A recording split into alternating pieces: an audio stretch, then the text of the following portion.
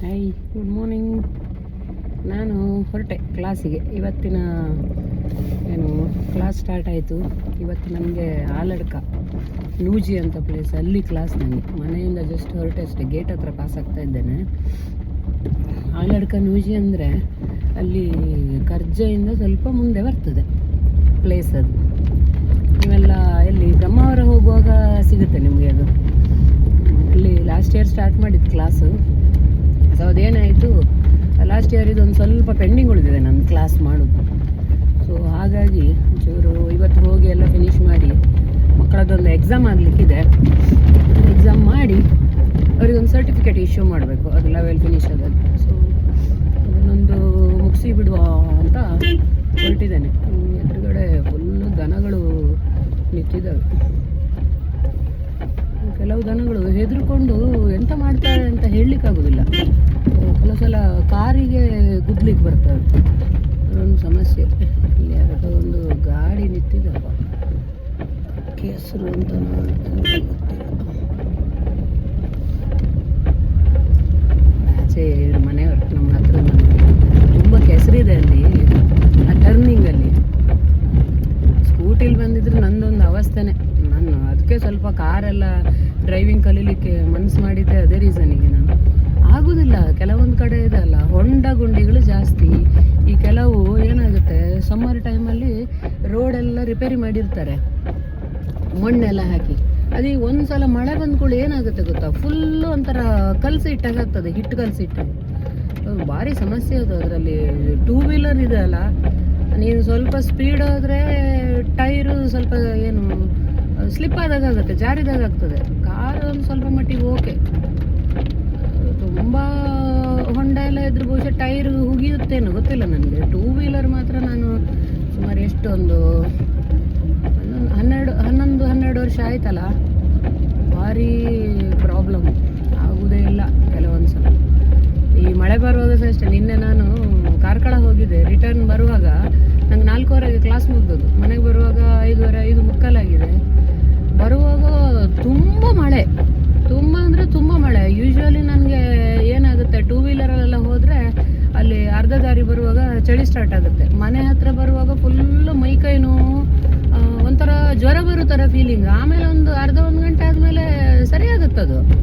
ಆದರೂ ಒಂಥರ ಆ ಮಳೆ ಬಂದ್ಕೊಳ್ಳೋ ಒಂಥರ ನನಗೆ ಟೆನ್ಷನ್ ಆಗೋದು, ಎಲ್ಲಿ ಮೈಕೈ ನೋವು ಸ್ಟಾರ್ಟ್ ಆಗ್ತದೇನೋ, ಜ್ವರ ಬರುತ್ತೇನೋ ಅಂದರೆ. ಯಾಕಂದರೆ ಮಳೆಗಾಲ ನಮಗೆ ಹೇಗೆ ಅಂತ ಹೇಳಿದ್ರೆ ಕರೆಕ್ಟ್ ಜೂನ್ ಜುಲೈ ಎಲ್ಲ ಕಡೆ ಕ್ಲಾಸ್ ಸ್ಟಾರ್ಟ್ ಆಗೋದು. ಅದರಿಂದ ನನಗೆ ಎಲ್ಲಿ ಸಹ ರೆಸ್ಟ್ ಮಾಡಲಿಕ್ಕೆ ಟೈಮ್ ಸಿಗೋದಿಲ್ಲ, ಒಂದು ಟಿಲ್ ಜುಲೈ ಎಂಡ್ ತನಕ ಸಹ. ಆಮೇಲಾದರೂ ಒಂದು ಸ್ವಲ್ಪ ನಮ್ಮ ಸ್ಟಾಫ್ ಎಲ್ಲ ಒಳ್ಳೆ ಇದ್ದಾರೆ, ಅವ್ರು ಅಡ್ಜಸ್ಟ್ ಮಾಡ್ತಾರೆ. ನನಗೆ ಒಂದು ಸ್ವಲ್ಪ ರೆಸ್ಟ್ ಮಾಡ್ಕೊಳ್ಲಿಕ್ಕಾಗುತ್ತೆ. ಇದೊಂದು 2 ಜೂನ್ ಜುಲೈ ತಿಂಗಳು 2 ತಿಂಗಳಿದೆ ಅಲ್ಲ, ನನಗೇನಾದರೂ ಹೆಲ್ತ್ ಅಪ್ಸೆಟ್ ಆಗುತ್ತೆ ಅಂದ ಕೂಡಲೇ ಒಂಥರ ಟೆನ್ಷನ್ ಸ್ಟಾರ್ಟ್ ಆಗ್ತದೆ. ಆಗೋದಿಲ್ಲ. ಎಲ್ಲ ಕಡೆ ನಾವು ಕ್ಲಾಸಸ್ ಎಲ್ಲ ಸೆಟ್ ಮಾಡಿಕೊಳ್ಳೋ ಟೈಮಲ್ಲ ಅದು. ಹಾಗಾಗಿ ಭಾರಿ ಕಷ್ಟ. ಅದೇ ನಿನ್ನೆ ಬರುವಾಗ ನಾನು ಯೋಚನೆ ಮಾಡ್ತಾ ಇದ್ದೆ, ಇಷ್ಟು ವರ್ಷ ಮಳೆಗಾಲ ಸ್ಟಾರ್ಟ್ ಆದ್ಕೊಂಡು ನಂಗೆ ಭಾರಿ ತಲೆಬಿಸಿ. ಈ ಮಳೆಯಲ್ಲಿ ಹೇಗೆ ಓಡಾಡೋದು, ನೀವು ಎಂಥ ಜರ್ಕಿನ್ ಹಾಕ್ಕೊಳ್ಳಿ, ಕಾಲಿಗೆ ಶೂ ಹಾಕ್ತೇನೆ, ರೈನಿ ಶೂಸು, ಕೈಗೆ ಸಹ ಹ್ಯಾಂಡ್ ಗ್ಲೌಸು, ಮಳೆ ತಾಗಬಾರ್ದು, ಚಳಿ ಆಗಬಾರ್ದು. ಒಳಗಡೆಯಿಂದ ಜರ್ಕಿನ್ ಹಾಕ್ಕೊಂಡು ಅದ್ರ ಮೇಲೆ ರೈನ್ ಕೋಟ್ ಹಾಕ್ತಿದ್ದೆ. ನೀರೊಳಗಡೆ ಹೋಗಬಾರ್ದು ಅಂತ ಒಳಗಡೆಯಿಂದ ಒಂದು ಪ್ಯಾಂಟ್ ಹಾಕಿ ಅದ್ರ ಮೇಲೆ ಇನ್ನೊಂದು ಸ್ಕರ್ಟ್ ಟೈಪ್ ಇದು ರೈನ್ ಕೋಟು. ಮಾಡದೇ ಇರೋದಿಲ್ಲ ಅದರಿಂದ ಮಳೆಯಿಂದ ಬಚಾವಾಗಲಿಕ್ಕೆ. ಆಗಲಿಲ್ಲ. ಒಂದು ಸ್ವಲ್ಪ ಟೈಮ್ ಅದು ಓಕೆ ಅನಿಸ್ತಿತ್ತು. ಆಮೇಲೆ ರೆಗ್ಯುಲರ್ ಮಳೆಯಲ್ಲೇ ಓಡಾಡೋದಲ್ಲ, ಬೆಳಿಗ್ಗೆ ಹೋಗುವಾಗ ಸಹ ಕೆಲವು ಸಲ ಮಳೆ ಸಿಗುತ್ತೆ. ಹೋಲ್ ಡೇ ನಾನೇನು ಒದ್ದೆ ಅದು ಬಟ್ಟೆಲೇ ಕ್ಲಾಸ್ ಮಾಡಬೇಕಾಗತ್ತೆ. ನಾನು ಎಲ್ಲೂ ಡ್ರೆಸ್ ಚೇಂಜ್ ಮಾಡ್ಲಿಕ್ಕೆ ಆಪ್ಷನ್ ಇರೋದಿಲ್ಲ. ಮತ್ತು ಅದನ್ನೆಲ್ಲ ಯಾರು ಮಾಡ್ತಾರೆ? ಬೆಳಿಗ್ಗೆ ಎದ್ದು ಎಲ್ಲ ಮನೆಯದೆಲ್ಲ ಕೆಲಸ ಒಂದ್ಸಲ ಮುಗಿಸ್ಕೊಂಡು ಹೊರಡೋದೇ, ಟೈಮಿಗೆ ಸರಿಯಾಗಿ ಹೊರಡೋದೇ ಒಂದು ದೊಡ್ಡ ಟಾಸ್ಕ್ ನಮಗೆ. ಇನ್ನು ಅದರಲ್ಲಿ ಪುನಃ ಇನ್ನೊಂದು ಡ್ರೆಸ್ಸು, ಅದನ್ನಲ್ಲಿ ಚೇಂಜ್ ಮಾಡೋದು, ಆ ಒದ್ದೆ ಆದ ಬಟ್ಟೆ ಇನ್ನೊಂದು ಕವರಿಗೆ ಹಾಕಿ ಇಟ್ಕೊಳ್ಳೋದು, ಅದೆಲ್ಲ ಆಗೋದಲ್ಲ. ನಾನು ಸ್ಕೂಟಿಲಿ ಹೋದರೆ ನನ್ನದೇ ಥಿಂಗ್ಸ್ ಸುಮಾರು ಇರುತ್ತೆ ಅದರಲ್ಲಿ, ಸೀಟ್ ಅಡಿ ಆಯಿತಾ. 11 ಗಂಟೆಗೆ ಸ್ನ್ಯಾಕ್ಸು, ಮಧ್ಯಾಹ್ನದ ಲಂಚು, ಮಳೆಗಾಲ ಆದರೆ ಬಿಸಿ ನೀರು, ಸ್ವಲ್ಪ ಬಿಸಿ ಹಾಲು. ಹೋಲ್ ಡೇ ನಾನು ಮಾರ್ನಿಂಗ್ ಟು ಈವ್ನಿಂಗ್ ಹೊರಗಡೆನೇ ಇರಬೇಕು. ಮತ್ತು ನಾನು ಸ್ಕೂಲಿದು ಊಟ ಎಲ್ಲ ನಾನು ಮಾಡೋದಿಲ್ಲ. ಆಮೇಲೆ ಹೋಟೆಲ್ ಊಟ ದಿನ ಆಗೋದಿಲ್ಲ, ಎಲ್ಲೋ ಒಂದು ಸಲ, ತಿಂಗಳಿಗೆ ಒಂದು ಸಲ, 15 ದಿನಕ್ಕೆ ಒಂದು ಸಲ ಆದರೆ ನಡೀತದೆ. ಸೊ ಹಾಗಾಗಿ ತುಂಬ ಪ್ರಾಬ್ಲಮ್ ಆಗ್ತಿತ್ತು. ನನ್ನದೇ 2 ಚೀಲ ಇರ್ತಿತ್ತು, ಬ್ಯಾಗ್, ಏನು ಹಣ್ಣುಗಳು ಅದು ಇದು ಸ್ನ್ಯಾಕ್ಸ್ ಅದು ಇದೆಲ್ಲ ಅಂತೇಳಿ. ಹಾಗಾಗಿ ಭಾರಿ ಕಷ್ಟ ಆಗ್ತಿತ್ತು ನನಗೆ. ಅದು ಏನು ರೈನ್ ಕೋಟು ಜರ್ಕಿನ್ ಅದೆಲ್ಲ ಬಿಚ್ಚಿದ ಮೇಲೆ ಸ್ಕೂಟಿಲೇ ಇಡಬೇಕಲ್ಲ ನಾನು, ಅದನ್ನು ಸೇಫಾಗಿ ರಿಟರ್ನ್ ಬರ್ತಾ ಬೇಕಲ್ಲ ನನಗೆ. ಸೊ ಭಾರಿ ಸಫರ್ ಮಾಡಿದೆ. 1, 2, 3 ವರ್ಷ ಅಂತೂ ತುಂಬ ನನಗೆ ಪ್ರಾಬ್ಲಮ್ ಆಗಿತ್ತು. ಆಮೇಲೆ ಸಿದ್ದು ಯಾವಾಗಲೂ ಹೇಳ್ತಿದ್ದ, ಅಮ್ಮ ಕಾರಲ್ಲಿ ಮನೇಲೇ ಕಾರ್ ಇದೆ, ನೀನು ಕಾರ್ ತೊಗೊಂಡು ಹೋಗ್ಬೋದು. ಕೆಲವು ಸಲ ಅವ್ನು ಬರ್ತಿದ್ದ, ತುಂಬ ಮಳೆ ಎಲ್ಲ ಇರುವಾಗ ಅವನು ಫ್ರೀ ಇದ್ದರೆ ಬರ್ತಿದ್ದ. ಆದರೆ ವಿಷಯ ಏನು ಗೊತ್ತಾ, ಬರ್ತಾನೆ ಓಕೆ, ನಾನು ಅಲ್ಲಿ ಒಳಗಡೆ ಹೋಗಿ ಕ್ಲಾಸ್ ಮಾಡ್ತಾ ಇರ್ತೇನೆ. ಅವನಿಗೇನು ಒಳಗಡೆ ಸ್ಕೂಲಿದು ಆಫೀಸಲ್ಲಿ ಸ್ಟಾಫ್ ರೂಮಲ್ಲೆಲ್ಲ ಬಂದು ಕೂತ್ಕೊಳ್ಳಿಕ್ಕೆ ಅವನಿಗೆ ಸರಿ ಆಗೋದಿಲ್ಲ. ಸೊ ಅವನು ಹೊರಗಡೆ ಕಾರಲ್ಲೇ ಕೂತ್ಕೊಳ್ಬೇಕು. ಎಲ್ಲಿ ಹೊರಗಡೆ ಹೋಗುವಾಗಿಲ್ಲ ಅವನಿಗೆ. ಎಷ್ಟೊತ್ತು ಅಂತ ಕಾರಲ್ಲಿ ಕೂತ್ಕೊಳ್ಬೋದು, ಬೆಳಿಗ್ಗೆಯಿಂದ ಮಧ್ಯಾಹ್ನದಿಂದ ಸಂಜೆ ತನಕ. ಸೊ ಅದೊಂಥರ ನನಗೊಂದು ಸ್ವಲ್ಪ ಬೇಜಾರಾಗ್ತಿತ್ತು. ಯಾಕಂದ್ರೆ ನಾವು ಕೆಲಸದ ಮೇಲೆ ಹೋಗ್ತೇವೆ, ಅವನು ಪಾಪ ಅಲ್ಲಿ ಕಾರ್ ಒಳಗಡೆನೆ ಮಳೆ ಬರುವಾಗ ಗಾಳಿ ಗುಡುಗು ಸಿಡ್ಲೆಲ್ಲ ಬರುವಾಗ ಅವನು ಕೂತ್ಕೊಳ್ಬೇಕಲ್ಲ. ನನಗೆ ಕಲಿತು ಒಂದು 4-5 ವರ್ಷದ ಹಿಂದೆನೇ ಒಂದು ಸ್ವಲ್ಪ ಡ್ರೈವಿಂಗ್ ಕಲ್ತಿದ್ದೆ ನಾನು. ಬಟ್ ಅಷ್ಟು ಪರ್ಫೆಕ್ಟ್ ಇರಲಿಲ್ಲ. ತುಂಬ ಹೆದರಿಕೆ ನನಗೆ. ಅಂದರೆ ಕಾರು ದೊಡ್ಡ ವೆಹಿಕಲ್ಲು. ನಾನು ಸ್ವಾಮಿ ಅರ್ಧನಾರೀಶ್ವರ ತಾಣ ದೇವಸ್ಥಾನ ಬಂತು, ಅಲ್ಲಿ ಒಂದು ಕೈ ಮುಗಿಯೋದು ನಾನು ಯಾವಾಗಲೂ ಹೋಗುವಾಗ. ದೇವ್ರ ಮೇನ್ ಅಲ್ವಾ, ನಮ್ಮನ್ನು ಕಾಪಾಡೋದು ಅವನೇ. ಎಲ್ಲದಕ್ಕಿಂತ ಹೆಚ್ಚು ದೊಡ್ಡ ಶಕ್ತಿ ಅದೇ ನಾನು. ಆಯಿತಾ, ಏನು ಹೇಳ್ತಿದ್ದೆ ನಾನು? ತುಂಬ ಹೆದರಿಕೆ.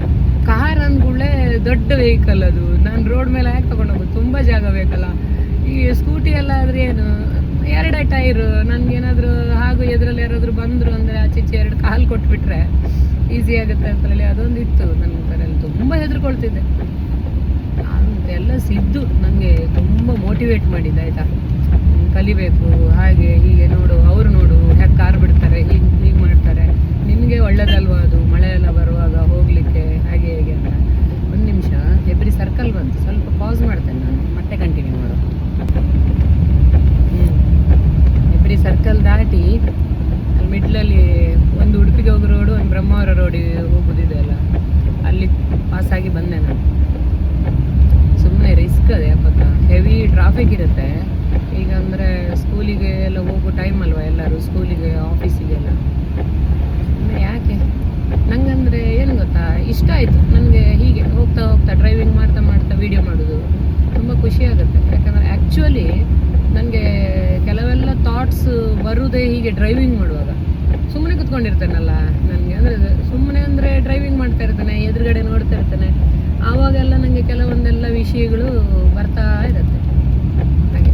ಸೊ ನಾನೇನು ಹೇಳ್ತಿದ್ದೆ ನಿಮಗೆ, ಸಿದ್ದು ಮೋಟಿವೇಟ್ ಮಾಡಿದ್ದು ನಿಮಗೆ, ನೀನು ಕಲಿಬೇಕು, ನಿನ್ಗೆ ಎಲ್ಲಿಗೆ ಬೇಕೋ ಅಲ್ಲಿಗೆ ಹೋಗ್ಲಿಕ್ಕಾಗುತ್ತೆ. ನೀನು ನನ್ನನ್ನು ವೆಯ್ಟ್ ಮಾಡ್ಬೇಕಂತಲೇ ಹೇಳಿಲ್ಲ, ಡ್ರೈವರ್ ಎಲ್ಲ ನೀನು ಕಾಯಬೇಕು ಅಂತಿಲ್ಲ. ಹತ್ರ ನಿನಗೆ ರೋಡೆಲ್ಲ ಸ್ವಲ್ಪ ಚೆನ್ನಾಗಿರುವಲ್ಲೆಲ್ಲ ನಿನಗೆ ಹೋಗಿ ಬರ್ಬೋದು ಅಂತ ಹೇಳಿ ತುಂಬ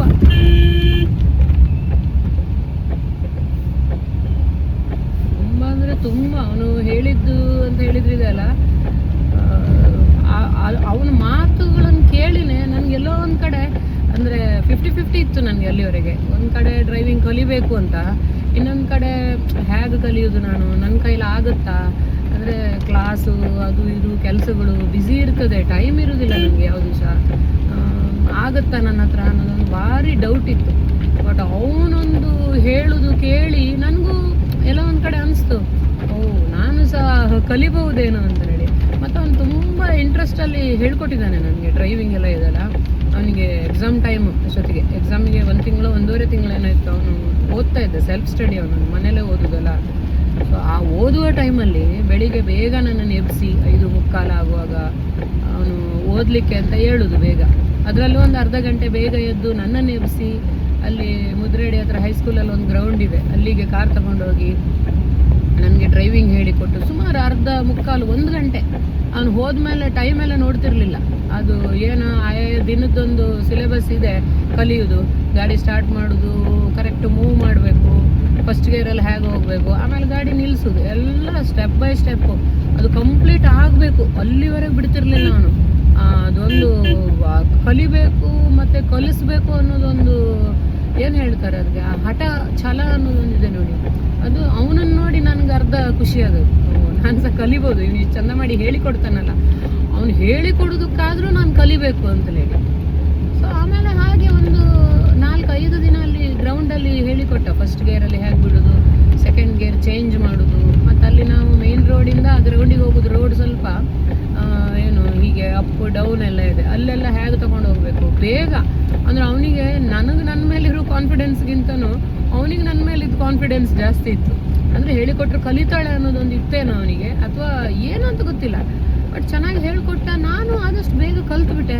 ಆಮೇಲೆ 4-5 ದಿನ ಆದಮೇಲೆ ಡೈರೆಕ್ಟ್ ರೋಡೇ ವರಂಗ ತನಕ ಹೋಗಿ ಬಂದ್ವಿ ಒಂದಿನ. ಕಷ್ಟ ಆಯಿತು ಮಾತ್ರ. ನಾನೇನು 5-6ನೇ ದಿನಕ್ಕೆ ಕರೆಕ್ಟ್ ಬಿಡಲಿಲ್ಲ ಕಾರು. ಅವ್ನು ಸುಮಾರು ಸಲ ಸೆಕೆಂಡ್ ಗೇರಲ್ಲಿ ರೋಡ್ ಸೈಡ್ ತಗೊಂಡೋಗಿ ನಿಲ್ಲಿಸೋದು.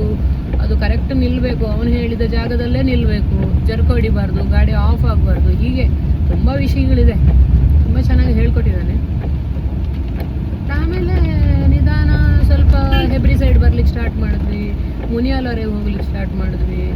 ಆಮೇಲೆ ಹೆಬ್ರಿಯಲ್ಲಿ ಸರ್ಕಲ್ಲು ಸಿಕ್ಕಾಪಟ್ಟೆ ಬ್ಯುಸಿ. ಅಲ್ಲಿ ಬೆಳಿಗ್ಗೆ ಬೇಗ ಬರ್ತಿದ್ವಿ 6-6:30ಗೆ. ಸರ್ಕಲ್ ಒಂದು ರೌಂಡ್ ಹಾಕಿ ನಮ್ಮ ಕ್ಲಾಸ್ವರೆಗೆ ಹೋಗಿ ಅಲ್ಲಿಂದ ಟರ್ನ್ ಮಾಡೋದು ಹೇಗೆ ಎಲ್ಲ ಕಲ್ತು ನೋಡಿ. ಈಗ ಈ ಸಲ ಮಳೆಗಾಲಕ್ಕೆ ನನಗೆ ಎಷ್ಟು ಹೆಲ್ಪ್ ಆಯಿತು. ಅದಕ್ಕೆ ಹೇಳೋದು, ಏನಾದರೂ ನಾವು ಕಲಿಬೇಕು ಅಂತಿದ್ರೆ ಅದಕ್ಕೆ ಉದಾಸೀನ ಮಾಡಬಾರ್ದು, ಆಯಿತಾ. ಈಗ ಕೆಲವು ಮನೆಗಳಲ್ಲಿ ಏನಾಗುತ್ತೆ, ಯಾರು ಹೇಳಿಕೊಡುವವರು ಇರೋದಿಲ್ಲ, ಸಪೋರ್ಟ್ ಮಾಡುವವರು ಇರೋದಿಲ್ಲ.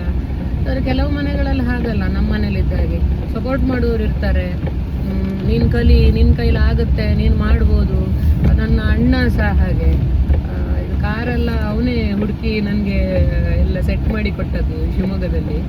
ಅವನು ಸಹ ಹಾಗೆ, ನೀನು ಬಿಡ್ಬೋದು, ಏನಾಗೋದಿಲ್ಲ, ನೀನು ಇಷ್ಟೆಲ್ಲ ಕ್ಲಾಸ್ ಮಾಡ್ತಿ, ಇಷ್ಟೆಲ್ಲ ಇವೆಂಟ್ ಎಲ್ಲ ಆರ್ಗನೈಸ್ ಮಾಡ್ತಿ, ನಿನಗಾಗೋದಿಲ್ವಾ ಕಲೀಲಿಕ್ಕೆ?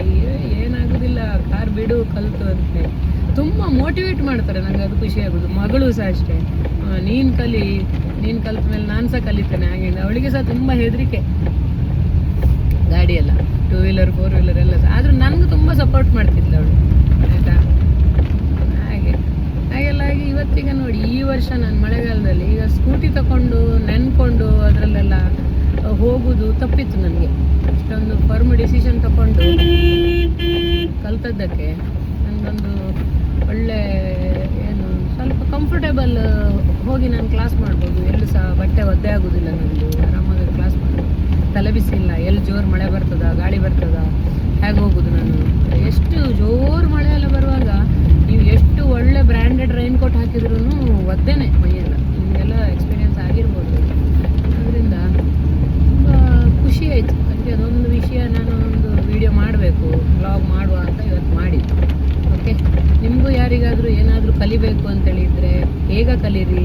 ಯಾವುದಕ್ಕೂ ಹಿಂದೆ ಮುಂದೆ ಮಾಡಬೇಡಿ, ಹೆಸಿಟೇಟ್ ಮಾಡಬೇಡಿ, ಕಲೀರಿ. ನಿಮ್ಮ ಕೈಲಿ ಆಗುತ್ತೆ. ಪೊಟೆನ್ಷಿಯಲ್ ನಮ್ಮ ಹತ್ರ ಖಂಡಿತ ಇರುತ್ತೆ. ನಾವು ಅದನ್ನು ಹೊರಗೆ ತರಲಿಕ್ಕೆ ಟ್ರೈ ಮಾಡಬೇಕಷ್ಟೇ. ಓಕೆ, ಬಾಯ್.